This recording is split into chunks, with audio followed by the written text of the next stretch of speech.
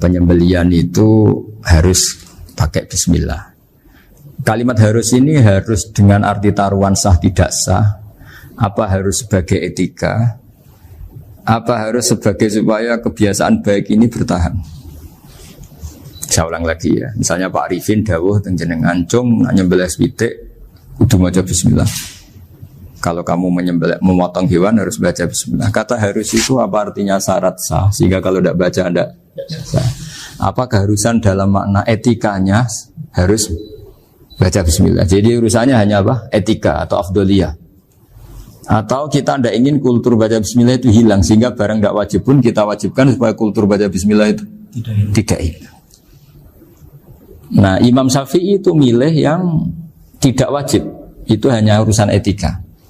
Sehingga dhabihatul muslim meskipun nggak baca bismillah, baik secara sengaja maupun lupa tetap halal ya, tetap sah, tetap halal.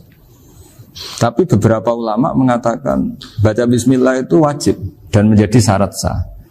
Ya kira-kira karena pamit tadi, yang beri nyawa itu Allah, kok apa yang menghilangkan nggak pamit, sudah menghilangkan nyawanya ayam dimakan lagi. Wah itu selingkuhannya kan masih marah itu. Selingkuhannya, pacarnya, anaknya, cucunya itu kan marah itu. Tapi kalau pamit yang punya kan nah, lupa kalau ayam cantik yang pas kamu sembelih itu lanangannya kan mangkel itu. Kalau kebetulan sudah tua kan karep-karepmu kan gitu. Jadi apa? Itu yang tahu Sarah. Saya ulang lagi, yang tahu Sarah, karena ini sudah jelimet. Sudah jelimet. Sehingga nggak ada kitab matan yang Indo kecuali disarai. Dulu ada kitab namanya Takrib, karangannya Abi Suja. Terus disarai kecil sekali oleh Fathul Qorib, ya, oleh Ibnul Qasim Al-Huzi. Terus disarai lagi oleh Bajuri. Jadinya Bajuri itu sudah sarhun ala sarhin warifin, sudah sarhun ala sarhin, bukan sarhun ala matnin tapi sarhun ala sarhin. Nah, kenapa memang kita butuh itu? Saya ulang lagi, kita butuh itu. Nah, kenapa butuh? Ya karena mau tidak mau. Saya ulang lagi, mau tidak mau. Karena matan itu seperti itu. Misalnya matan cerita, yang dikatakan menyembelih itu apa? Ya nyembelih itu ya nyembelih itu memotong hewan. Terus motongnya dari mana? Kalau kamu motong hewan dari mana coba? Dari belakang atau dari depan? Dari mana? Depan misalnya. Pertanyaannya, ketika dari depan itu paling penting terpotong al-hulkum wal mari misalnya. Yang satu majrur to'am, yang satu majrur ruh, ya gitu, majrur nafas. Tapi andekan dari belakang gimana? Tapi tetap terpotong. Mulai ribet kan? Kalau kubu sebelah kan enak, pokoknya nggak sunnah Rasul seperti itu, nggak mau debat. Tapi kita tidak, cara berpikir tidak gitu. Ini kan status hukumnya halal apa haram ketika ada orang motong hewan dari belakang.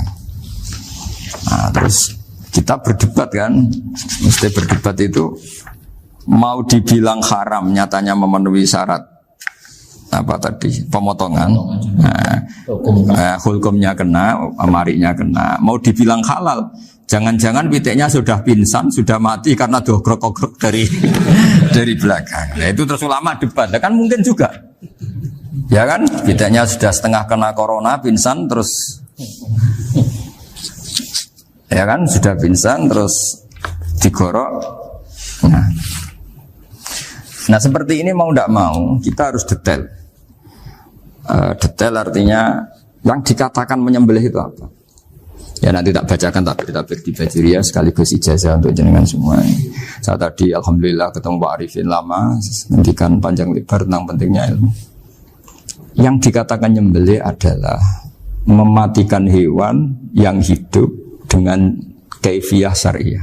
Saya ulang lagi, mematikan hewan yang hidup dengan kaifiyah syariah. Nah kalimat hidup ini mulai masalah. Hidup yang apa? Misalnya ada hewan, saya sering kalau ngaji cerita, ada ayam jago ketandang mobil, ketabrak mobil, kejet-kejet. Enggak kamu sembelih pun 1 menit lagi pasti meninggal. Ini kan hanya koordinasi prosedur saja.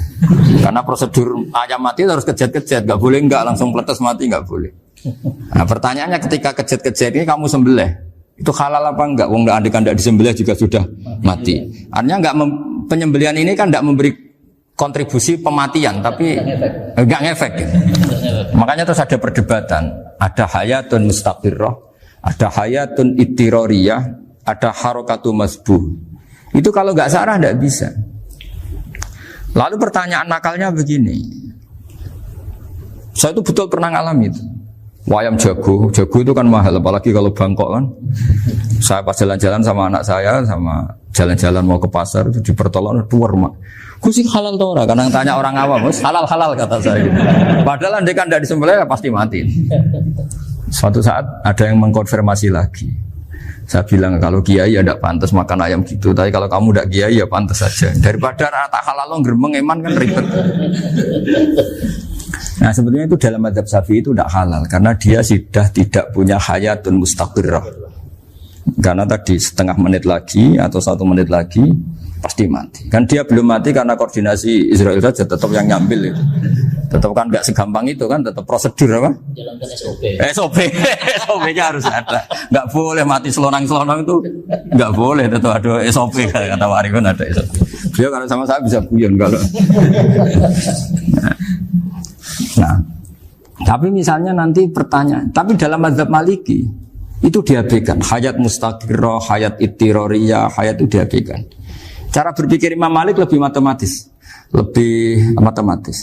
Kalau nggak disembelih itu matinya berapa menit? 1 menit lagi. Gara-gara disembelih dia mati sekarang. Berarti eksekutornya ya peso itu. Ya berarti peso itu memenuhi kriteria mematikan sesuatu yang masih hidup, hewan yang hidup dengan cara syar'i. Jadi andai kan ada rapat malaikat, matinya karena apa? Karena peso apa karena kecelakaan? Karena peso. Ya kan? Karena kalau nggak tanpa peso nunggu 1 menit, gara-gara disembelih langsung terjadi sekarang. Nah karena hukum halal ini yang menarik dan menguntungkan. Di bab ini orang jadi Malikiyah semua. Mana maksudnya ya? Jadi kita ini sebetulnya Syafi'i pecundang gitu. Syafi'i partai politik. Jadi kalau sedang tidak menguntungkan ya kata siapa kita Syafi'i banget? Tidak juga itu. Ya, jadi karena tadi ya kalau pada level pada level perdebatan ulama itu ada tadi ya, ada seperti itu, ada hayatun mustaqirrah, ada hayatun ittirariyah, ada harokatul masbuh.